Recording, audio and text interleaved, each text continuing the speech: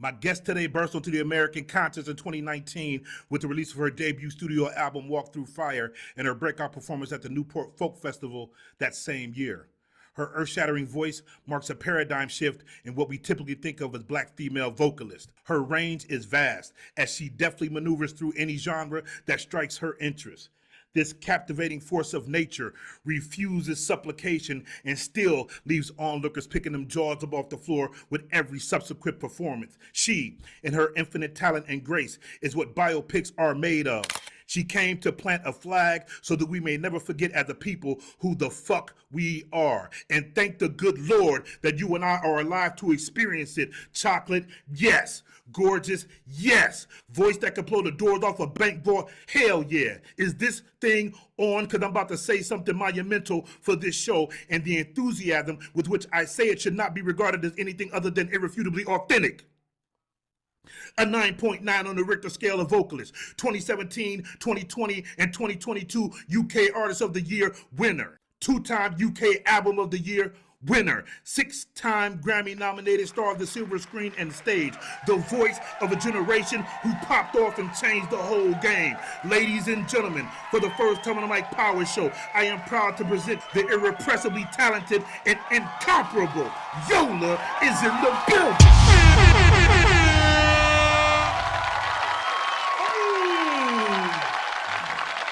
Wow.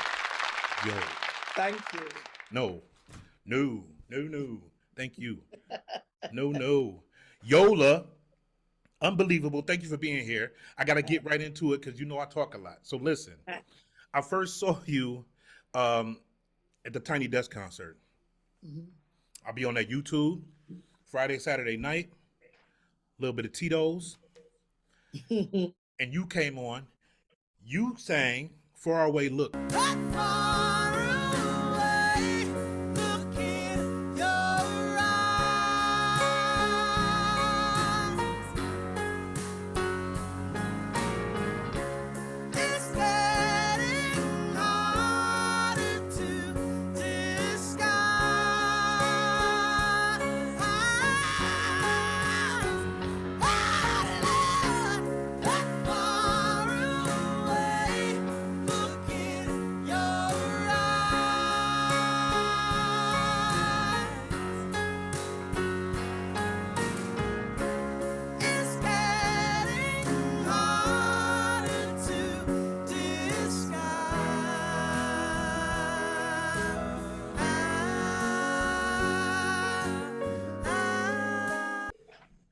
And you killed it. You wrote that? Well, I'm a co-writer on everything. Sometimes I'm on my own. Sometimes I'm writing with people. And so, me and big up to Pat McLaughlin and Dan Auerbach, who are also in on that writing session. But yeah, my background is a songwriter. So like that's how I got here. I don't know if you know about the UK, but it's hard to get to the US and launch yourself if you're not a trust fund kid, okay? Yeah, okay. If you don't come from money, you got to figure it out. And so I came through songwriting. Like I made some money, some songs charted, and ta-da! I was like, I'm going to be my own rich daddy. And are you in New York now? Yeah, I am. It's dope. I love it here. Full time? Do you know what? I'm splitting my time still a little bit with Nashville, but like I'm a lot here. I'm a lot here. Like a lot here. Like a lot. And then you sang It Ain't Easy. Yeah, and that wasn't alone. I wrote that on my own.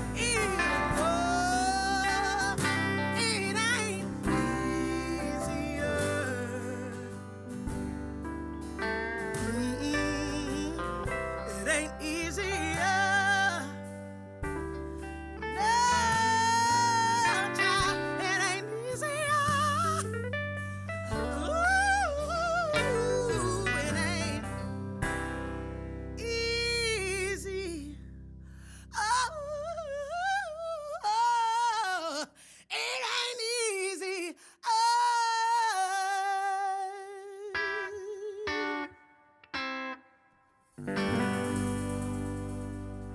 cried when you sang that song. Listen, I get emotional. And were you going through something right then and there when you sang it? No. But I wrote it before I was signed. Like when I'm outside of an environment like that, don't think that it's just going to be all sunshine and rainbows, babe. Like you're going to meet people, and then that's when the work begins. That's all relationships require that, but especially romantic ones. And my partner, my man, is a Harlem boy. Oh, and, and so yeah, but I'm really glad that I kind of saw it that way because we do the work, and so we're besties. you're a big star now, like huge. But you were homeless for a time. Can you talk Yeah, about that? yeah. So I came from a family, um, single parent, not a lot of no money. Let's be real, no money. Um, but my mum was like just juggling bills and all that kind of business. Grew up in a village. She wanted to live somewhere that was a little bit more remote. Her idea was, my late mother's idea was that living somewhere outside of a city would mean that like our access to the National Health Service, FYI, that's free healthcare, not to rub it in. Hmm. Um, No, rub it in. yeah, but that's also why my teeth are great. And I move into the city for a bit, and then I go to university. I had a friend who got unwell, had to go to hospital, and kablamo, I can't pay the rest of this rent, and Mm. I'm behind by a month. So they're just like, I was auditioning for a band, and I knew that once I kind of got back onto like doing some work, certainly like touring, that I'd be like, I've got money, I'm good. And so I was like, hold on. I'm like, they're saying that they've almost made a decision, and then I'm gonna have some money.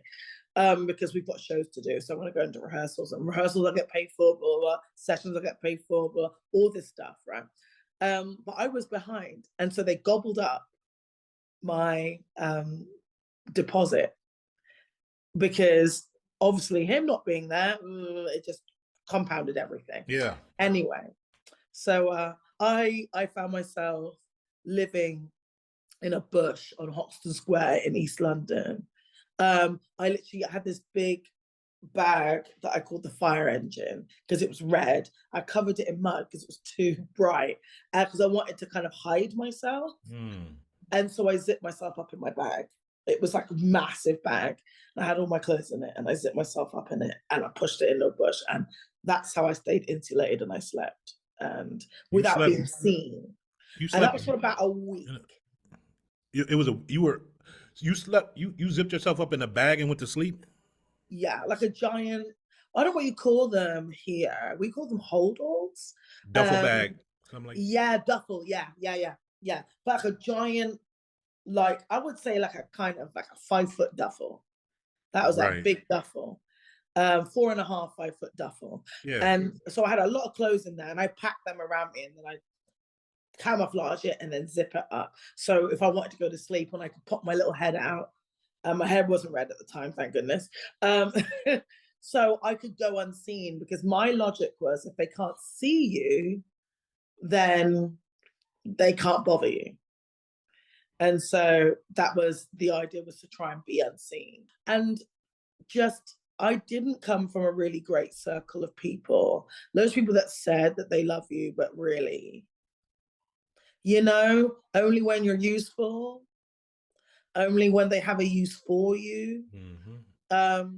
It was the beginning of the term that I've coined as skin suiting, which is basically a short way of describing the theory of the plot of Get Out as a movie. Just Yeah. like people that want to climb inside your skin and like run you around their dreams, not really asking for your consent because they don't care, because it's about them and what they can get and what they can do with you. And then when you need things, screw you and the horse you rode in on. So you've been nominated um 6 times Mhm. for Grammy. What was it like when that album? It was over 2 albums, right? Mm-hmm. So, but Walk Through Fire was the first one that got that kind of. What was it like when Walk Through Fire got that kind of recognition from the Academy? What was that like for you? Okay. Again, more truth.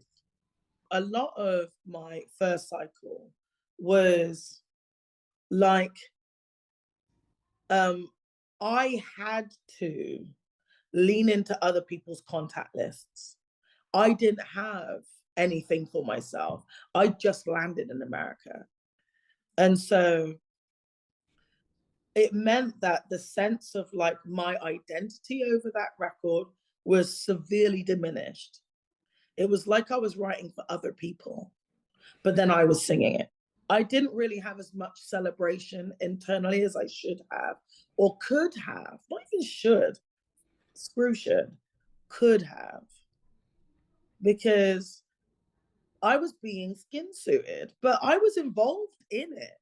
And so there was this, it was like your craft has some agency, but there's definitely this narrative of we're not desperately interested in who you are. I got to We're stop you. just, I hate to yeah. cut you off, but I got to stop you because this is my next question.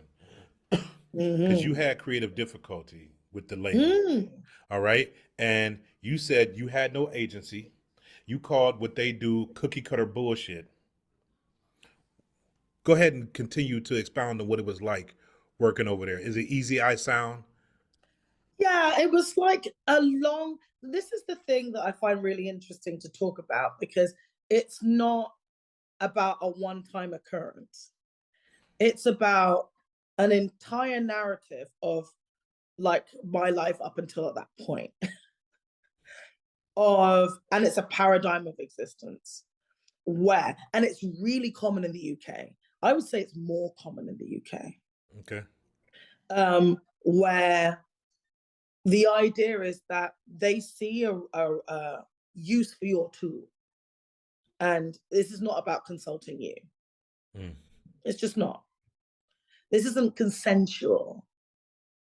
This isn't about your joy. This isn't about your expression. This is about being used. And you should be grateful to be used. You're just a very, very good screwdriver. And so, yeah, you've got a great songwriting capability, you've got great vocal capability, you've got a great interviewing capability. And what we need you to do with that is to be disingenuous. What we need you to do is to champion the things that we hold most dear. But you'll notice if you go back through any of my interviews talking about the songs, I don't talk about what they mean to me the entire time. The next record I felt far more invested in. And as a result, I feel like the other powers around felt slightly less invested in it because they got their rocks off on subjugation and not collaboration. It wasn't as sexy for them. And a real easy way to kind of notice that would be like how many times they would celebrate on the internet or whatever the first record versus the second record, and they would never freaking celebrate the second record, even though it made me more money and bought me a whole year off. And it was the most played. The single for my second record, that's Diamonds Those Shoes, was the most played song of Americana radio, of all songs, of all the Isbills and your Brandy Carlisles and all the Money People. It was the most played of all of those songs on all Americana radio in its release year. And nothing from my first record got that much airplay or that much attention. And so the impact of my second record was really, really important for just not just the fandom, but the kind of fans that I drew. But the first one was recognized because the people with their fingers specifically in the system through the avenues that exist in Nashville were, it wasn't made clear yet that I wasn't going to be a happy puppet. Let me ask you this question. Why did the video of you singing Goodbye Yellow Brick Road on Jimmy Kimmel disappear? Do you know? It could be anything, because think about it. Who's the holder of the rights? And this is all like a record deal. It's not like not like a licensing deal like I'm on now. And so like whoever owns like the rights to the publishing, obviously I'm a writer, so at least I've got some say in that. But then the publisher's changing hands. That could be then, you know, the right to perform that can be a thing. If like one person's like, that was under my tenure, blah, blah, blah. Or it can just be like, there's video of you performing that song, a different, but the Jimmy Kimmel one is the one that's the, but every other one is still up there. Have you met Sir Elton John? Do you know what? I did his Rocket Hour show. You know, he's got like is it an Apple? What is it? I know, it's on one of the things. It's on the DSPs. I did his Rocket Hour show. And so that was really freaking dope. Just getting to break things down. And also once, I was, it was my birthday and I was playing a show in New York out in Long Island. And he FaceTimed me on my birthday. You gotta be shitting me. I mean, like, that's not a thing that normally happens to people. Your mid-tempo game is nasty.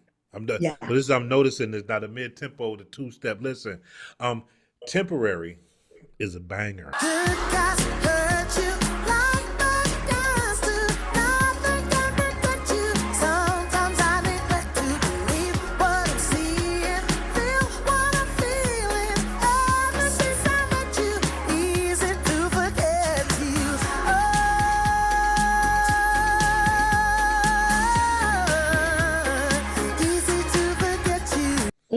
Listen, do you like that people can dance to some of your stuff? Yeah, I do.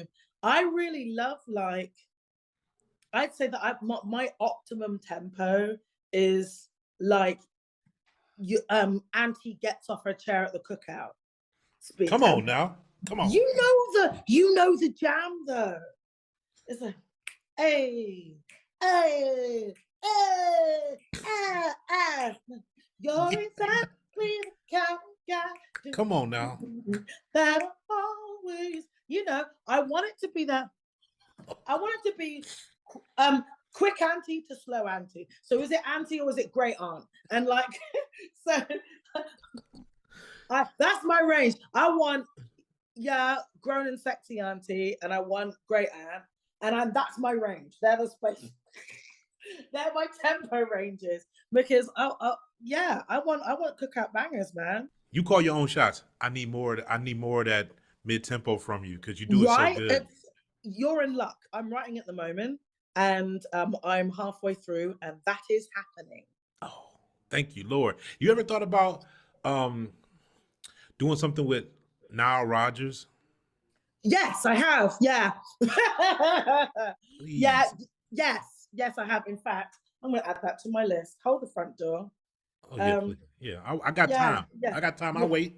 Hey, I'm not even joking. I've got a collaborations list, and I'm going to put it on there.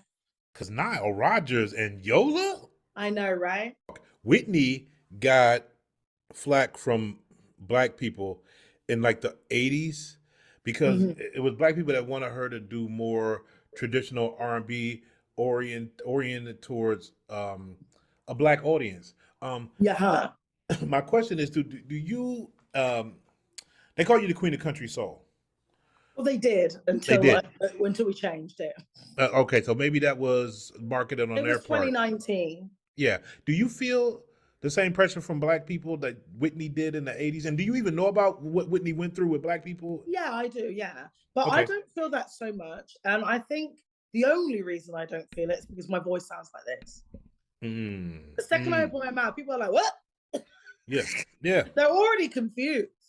And they don't have a trope to associate with this voice. And so I need to use that to do whatever the fuck I want to do. Talk to them. Because when I was, listen. But also, more importantly, the whole Queen of Country Soul thing was very like something manufactured as like someone coined it as a means to an end. And they were like, we should probably run with this for a bit and I was like, I don't know if I really want to be, like, there's nothing about the way I express myself physically, artistically, that is that myopic. See, that's what I'm talking about. We talked about you being introspective and knowing who you are, so you have an understanding Mhm. about yourself. Yeah. But that's another one of the million reasons why that first cycle was contentious. Like, if I wanted to be that easily defined or that kind of, in a box, I would have taken the freaking cool mill off touring and joined Massive Attack when I was 25. They offered it to me. I turned them down because I was like, you see my mother? She was alive at the time. You seen a line on that woman's face? And they're like, no. And I'm like, she had me at 40 and I'm darker than her. I ain't never gonna die. And so like, Yeah. I was like, I'm 25. It doesn't make no sense, babe, for me to hitch my wagon of my future to someone who's already done what they did. Like, I need to go and chart my own path. And also, sidebar, you're minimalists, and big respect for what you guys did. Like, it was iconic shit. Love it. But also, I'm a maximalist. And I don't know if you've noticed about specifically African culture and aesthetic and clothing, but maximalism is a real thing. And so my Adagbe side won't quit. Um, my side says maximalism. Sorry, also not sorry. And so, like, if I wanted to be that, they were like, they're making, cute money, nice money off tours. I could have just been that bitch and been like the paid up member and get a little bit of that for not giving a crap about my musical mission. That it was there. I was like, I have a mission. I have to honor this mission. Otherwise, I'll forever be wondering. And I don't want to be forever wondering. I want to know what my capability is. Was your album, EP album, um, Orphan Offering, was that the launch pad for where you are right now? The whole function of that record was that I needed to do something that I wrote, produced, mixed, mastered, that was simple, that could be done with instruments that you could pick up and put on a plane and take in hand luggage and tour really easily in trio or duo. Like, it needed to be inexpensive to record, inexpensive to tour. It needed to have the ability for me to do some things production wise or arrangement wise that felt interesting. But it feels so 70s. Yeah. Uh, it take my grandfather used to listen to country music on Mm. his little radio. I want to say I'm aging myself, but back in the late 70s, early 80s, he listened to Charlie Pride, Waylon Mm-hmm. Jennings, Tanya Tucker, Mm-hmm. and it has that sort of emotion to me when I listen to it. Mm-hmm. Was that 70s country part of the influence? 100% of it. Yes. It was because it felt like in that era. I remember I'd watch like Festival Express and like Woodstock and all these old videos, of like of like how soul artists and country artists of that time and blues artists and rock and roll artists and like people all around from like, Buddy Guy and Santana to, like all these cats coming together and collaborating. Do you know how powerful a song like Dead and Gone is? The balance I seek will be too hard to keep. Nobody cares if I'm dead and gone. Holy Yeah, shit. it was a lot of how I felt and it was kind of inspired about a bit by like posthumous record releases when someone dies and they're like, cool, we can now frisbee out all the stuff that they didn't think was okay. Yeah. Because we didn't even really need you to be here. We just need your stuff. And so, like, it was kind of inspired by that. I think at the time they were doing it to Amy Winehouse. They, they'll do it to like anybody that they've got the masters. They're just gonna like, put it all out. They did it. Really Michael Jackson. They did it. They did it with MJ, and I think between those two, I'd have my freaking fill. Like, I was just pissed. Yeah. I was like, nah. Because you thought, listen, Mike had the song "Love Never Felt So Good." It came out, I believe, after he died, and then Justin jumped on, I think, a remix of it. But then you saw it in like a car commercial, and so you knew something was up because you're like, yeah, Mike did Pepsi, but Mike ain't never licensed his stuff to a car company or all these other. No.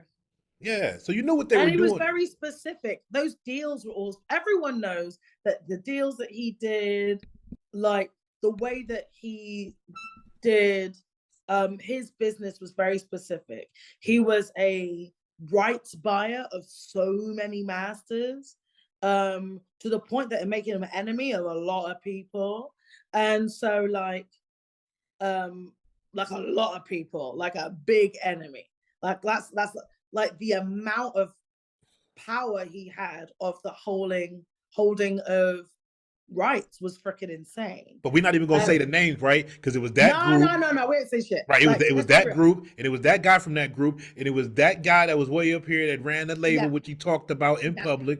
It's all but the whole concept was that when we saw that, it was like he would never. More importantly, he didn't need to, because he's the holder of all of these rights. Yeah.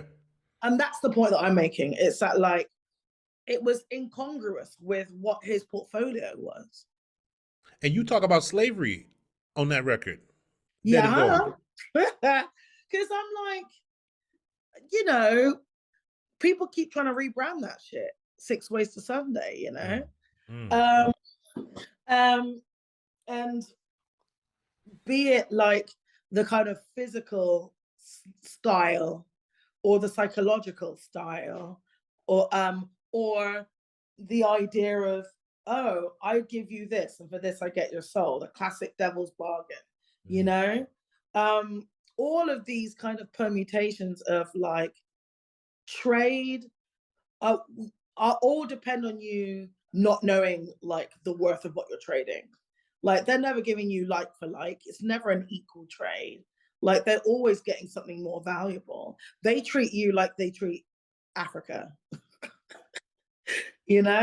Like you are Africa and Africa is you. And so that's why slavery got involved, because I was like, it's the same shit. The way they're treating you now is the way they treat the landmass you came from, disrespectfully. What about the Cranberries? Were you a fan of the Cranberries? Yes, I was. Come on now. Yes, they're dope as hell, man. I'm a big black dude, so I was at this job and I'm singing 21. Listen, because 21 is my shit now. Hey. Listen, Linger. Like, I felt like Linger, bitch.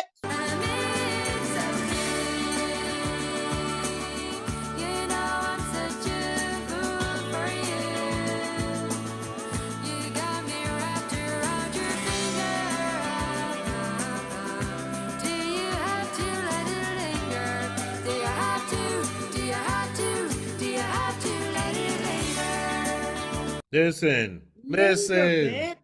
Linger. You know I'm such a fool for you. That makes me feel feelings, man.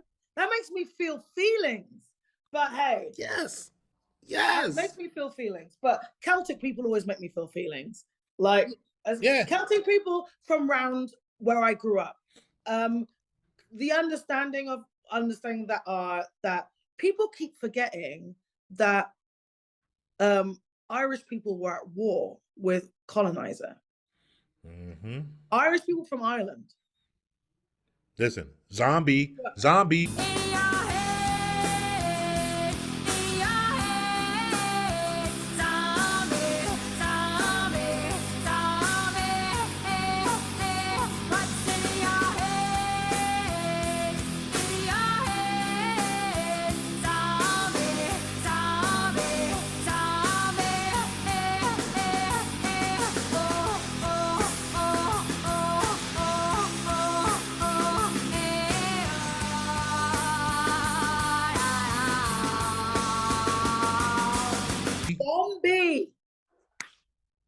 Come on now. Like, yeah, but I grew up during a war.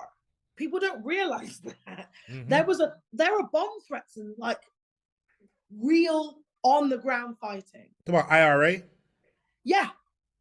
All that, the new Friday Agreement, which was the peace treaty for a ceasefire, because essentially it was a ceasefire. But it was beef. And it wasn't like no light beef, it was beef. Big beef. And so the experience of that through all of this time, through like the UK attacking Ireland with economically, through food, and them fighting back, and all of that fighting has left this kind of like slight distaste for the English colonial power, to say the least. I'm probably being light because it was a war. So you feel that kind of that subversion in that. And when you're in a little village, you grab onto any of whatever you've got access to. And like a lot of what I got was through this show called Flavor, which was hosted by Mark Morrison. Return of the Mac, Mark Morrison? Yes. And he even did the theme tune. He went, Flavor! Whereas that's how it went, right? With his little nasal voice. And like, when Farside dropped, like was it the drop? And when the backwards video. And great video. So dope. And it dropped on there, like I feel like within 48 hours or some shit, or at the end of that same week it dropped, because it was Friday night or something. And like, but it dropped on that show. So all the big drops, when Buster did his first solo drop, Woo-Ha dropped on there, the video dropped on there, like all the Brownstone videos dropped on there, like, the If You Love Me, and and the one, the coats in the freaking like patent coat, and and like you name, like all of that, 1 in a Million, that video, the Aaliyah video, Aaliyah. All of those videos of that era. If you don't know how old I am now, you ain't paying attention. Like, but they all dropped on there. So like most of like things that weren't centering Eurocentrism, I got from that show.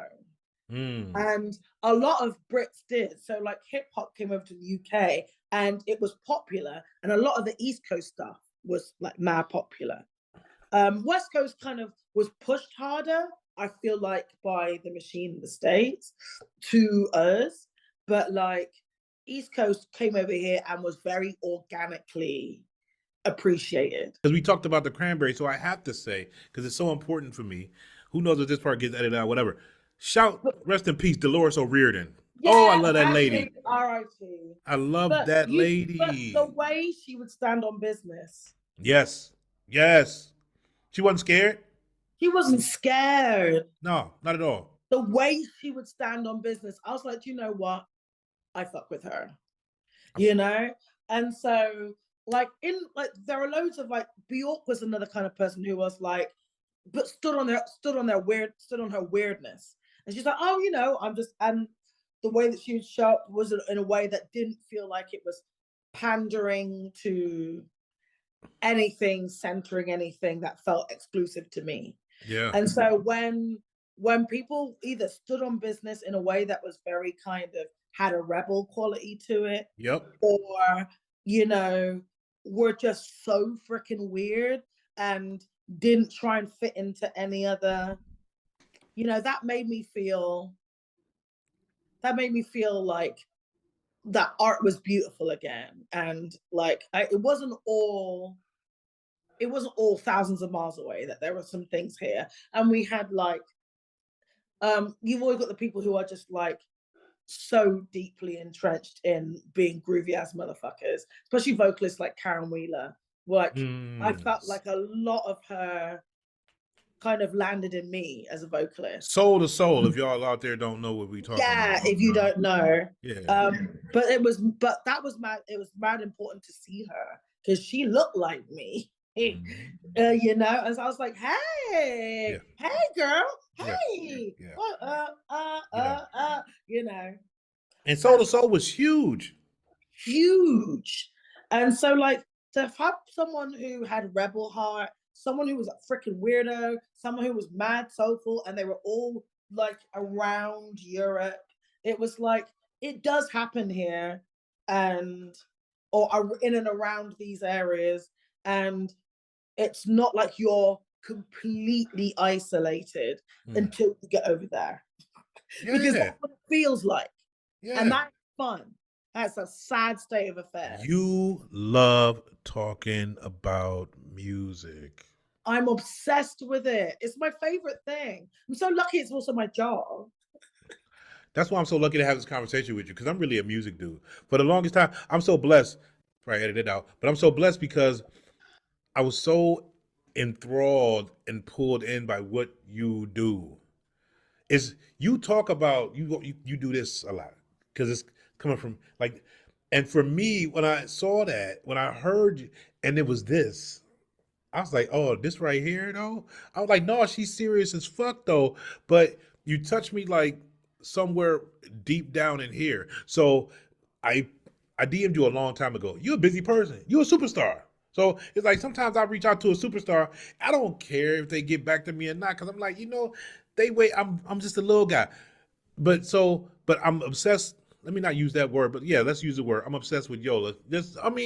Musically, right? With everything that you do, how important you are to music. I'm just so enthralled by it. And I DM'd you, and I said to myself, I need her to know I'm really about this music shit though. Cause it's important. Yeah. You know what? This is the kind of shit Tyler talks about. The creator? Yeah. Oh. He's been trying to tell people, if you care, show it, talk about it, be about it. Like, he's like, I hard fuck with music. This isn't like a pastime. I'm not just here to floss. I hard fuck with it. And I'm like, Tyler, talk your shit, because like this is what I need. And so because the people who hard fuck with music like that, they're the people that I appreciate musically. That's why I fuck with Cranberries. That's why I fuck with Bjork. That's why I fuck with Soul to Soul. That's Tyler. Tyler. That's why I fuck with Doechii. That's why I fuck with these people who like it wasn't an option. It was like, I need. Yeah, I could be good at other things. No, I know I could be good at other things because I'm smart. So I could do other things. But I need. It's the air. It's the air. It's the water of it. Like, I don't exist without music. That's it. And there's a difference between the people that, if I didn't do this, like, I'd be in loads of trouble. That's a good reason to do it, because then you're having a nice time. So like, great for you. Love that for you. But I think there's an important narrative where you could do something else, but you also can't. You could murk another fucking industry altogether, but you have to, because something is drawing. This isn't a tragedy story. This isn't like the freaking, torture porn, tragedy porn that they need from Black people of rags to riches. This is more elemental. This is more connected to the ancestors than anything. Come on now. It's an important narrative of like, no, we hard fuck with it. It's important. We need to value it. And so that's why I give a fuck. And that's why, like, sometimes people go, here's an opportunity. Most people would just stay here and be kind of miserable, but have money and give like nary a fuck about music. I'm like, shit ain't me. I hard fuck with music. I'm going to do whatever is necessary to get what's in my soul out. Dead serious about it now. Dead serious. And you know who needed music? And nobody can dispute this if you know anything about music. Prince needed music. Needed. Is he smart? Yes. Yeah. Does he have the IQ to be brilliant at other things? Sure. Did he? Yes. but he needed it. There were things inside that had to come out. And that was the idea of the core of his joy. And also the rebellious act of not only do you have to do it because you hard fuck with music, but you stand by your right for joy. You stand on that. You're like, no. I do that specifically because this isn't about service. This isn't about bare minimum of being grateful for even just being included. It's like, no, the max. We deserve the max experience. That, oh, this was great. I had a great experience and I get the most out of myself. I self-actualized. They took, well, not to get fucking Maslow's hierarchy. You going Maslow on me. She went Maslow. But shit's important because they want you to be like grateful for fucking fuck all. Sorry, I'm gonna swear a lot. You just have to do your thing. But like, they want you to be grateful for nothing. They want you to be grateful. Just we let you in. Won't just be happy and then just be like unfulfilled and miserable. And then like, you know, when you're old and we don't give a crap about you anymore because we don't want to pay attention to older women that's start craggling up, you can just like get really unwell and then we can say that she's crazy and then we can just fucking let her drop off the fucking side. Like, because you're miserable and you can't be full of cortisol and live a long time. But then they've got your masters, so who gives a fuck? So like Listen, and Prince. That ain't about to be me. I'm gonna own my masters. I'm gonna freaking own my joy. I was gonna ask you about that later on. Yeah, you. How important is ownership to you? In all the ways, important. Yeah. In all the ways, ownership of my narrative. Instead of having something going, isn't this? I'm like, no, I'm gonna do me, bitch. Talk your shit. Yeah, but it's important because like these are the narratives that people will put and go, oh, this person was difficult because they wouldn't be ridden like it was Get Out. You refuse to be into the sunken place because you want to just like walk in your own body and breathe and do a job and then die. It's really not hard. And all of my narrative of like controversy is all a debate over who gets to ride this body. The only debates I've ever had about anything are about who gets to ride this body through life. That is it. It's never been anything else. It's never been any other kind of controversy in any of my lives, in any of my anythings. It's been all about who gets to ride this body through life. And so if at any point everyone's like, oh, I don't know about Yola now, I'm like, cool. You're emotionally or professionally rapacious. That's what you're saying. Are there any male R&B cats that you might want to do a duet with? I'm heavy on October London right now, but he does a lot of like soulful, slow music, you know, love songs. Yeah. Oh yeah, really stunning. It's funny actually. October London was big on my list, actually. It's funny you say that. It's like you were looking in my phone. I was not. You a hacker. Yeah, but like, again, very much so. I feel like October London is definitely on the list. Yeah. I feel like, but again, when you're saying like R&B specific, it's like, I like people around it. The people, I want to do another collaboration with PJ Morton. I do. Like, oh wow, that guy. We did I think for Global Citizen, OJ song. It was really fun. Which one? Which OJ song? We did Got to Give the People. Oh, the people what they want. Yeah, that was so much fun. So I'd love for us to get back together again and do some vocals. I would love that. I think there's an artist called Gordon Banks as well. Gordon Banks. Yeah. Keep you in mind. Keep you in mind. Come on now. Oh, come on now. Listen, we kicking it right now. This ain't even an interview no more. We just kicking it. But so we got to talk about Future Enemies. Mm-hmm. Oh my God, that's a tour de force banger.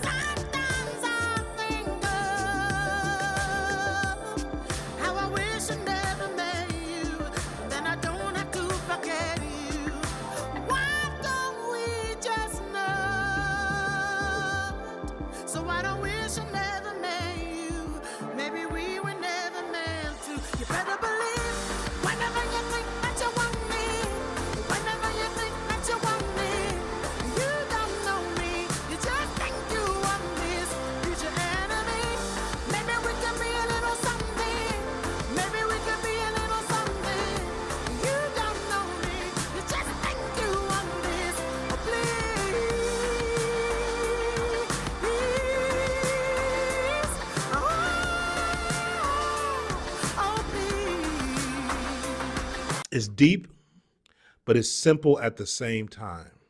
It's Hey. deep, but it's simple. And so you say, I'm looking at, I've been singing this song like nonstop for like a month right now. But you say, sometimes I think of how I wish I never met you. Mm-hmm. Right? So you've been through that before.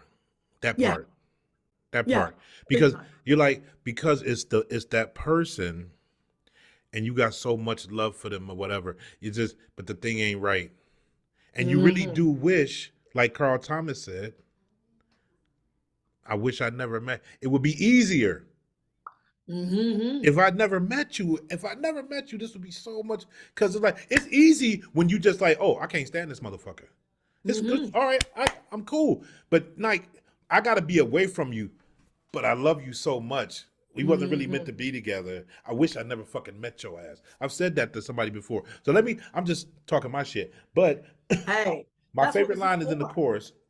Because it's a broad concept. You can experience that on every level of relationship. You can wish, and that's kind of what that song is about. It's about how broad that feeling of wishing you never met someone can be. And like after that line, you've got, why don't we just not? Because the hint is here that I'm meeting someone that I know is a future enemy. But at the moment, we're getting on great. So all we need to do is just go, cool, okay, peace, and then just evaporate from their world. And their last memory of you will be positive because you saw it coming. You saw what the beef was going to be before the beef was. So it might be like you're talking to someone. Like at the time I was dating, so that just give you some context. Like you met some cats on the apps, right? Up 99.9% of them are going to suck, right? And so like you got to try and meet a million people and not get killed by any of them, right? So like, so you're like, okay, so I'm going to go in this situation. We don't know how freaking batshit crazy this person's going to be. So even if they seem really dope, at some point, the percentage chance that someone's going to say something that makes you go, woo, woo, is high. Because, you know, you're trying to find the person that you want to date, not the 8,000 people you want to date, unless you're Polly, and I'm not. So like,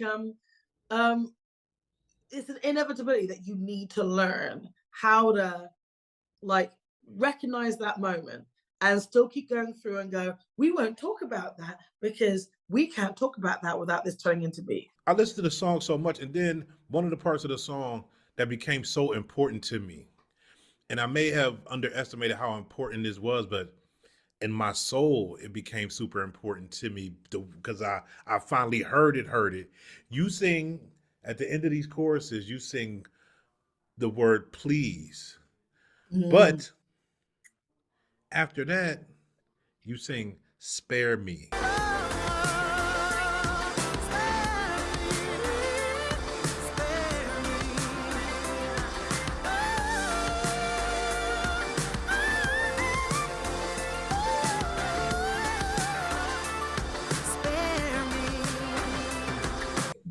Oh, shit.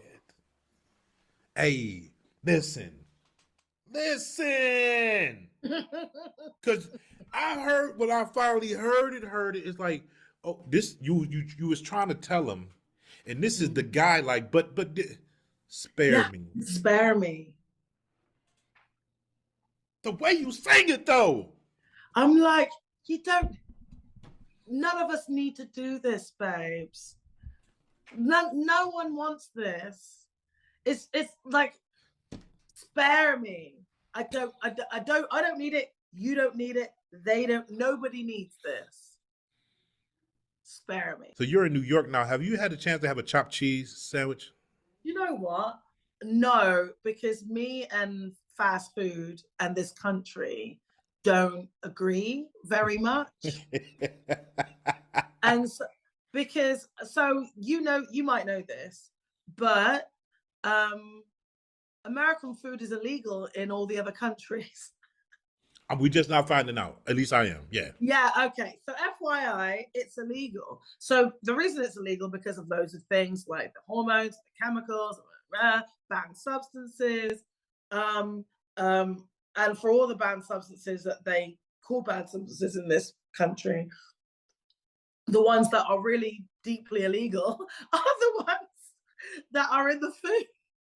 They trying to kill us over here, Yola. You can literally have your shop shut down for selling illegal American food contraband.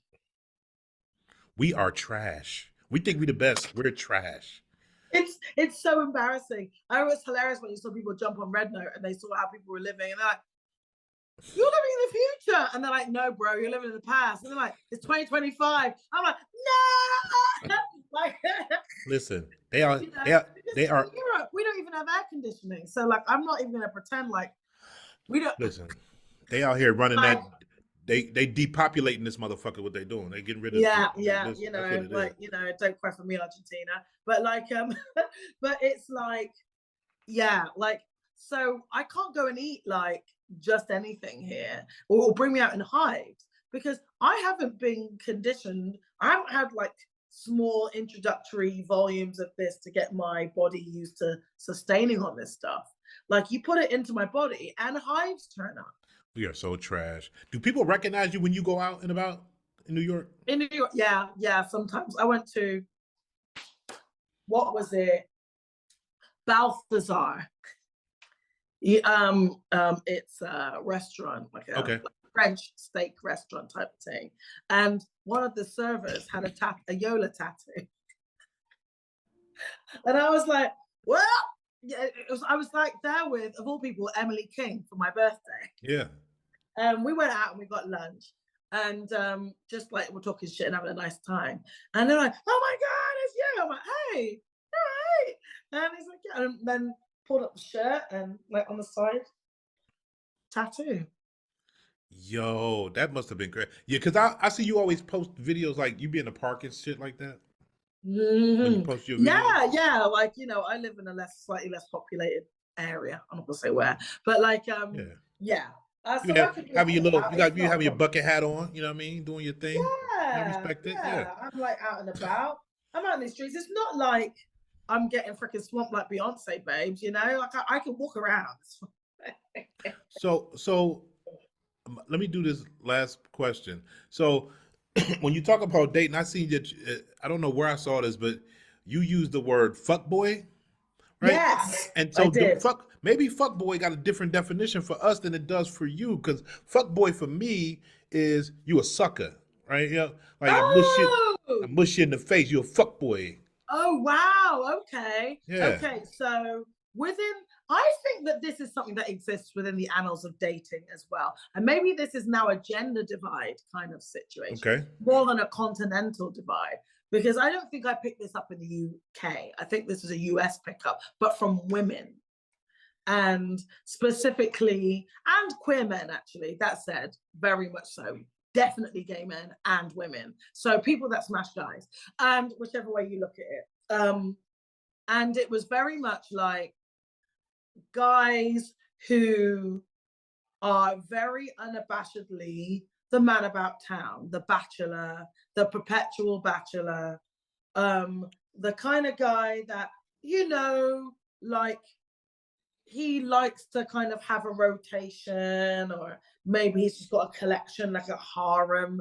He likes to kind of operate in the way of feeling like, but the nature of the fuckboy, there's like a range. You've got the one that is like, I literally just slaying dick and then I'm out, and I'm going to tell you exactly who I am. I'm the dick slinger. Welcome. You need dick? Got you. Like, and it's applying a trade. I want to deliver dick, so whoever wants to receive it, that's who it is. Like, there's the straightforward fuckboy. I feel like they're very rare because they feel like they don't always get like the responses that they want.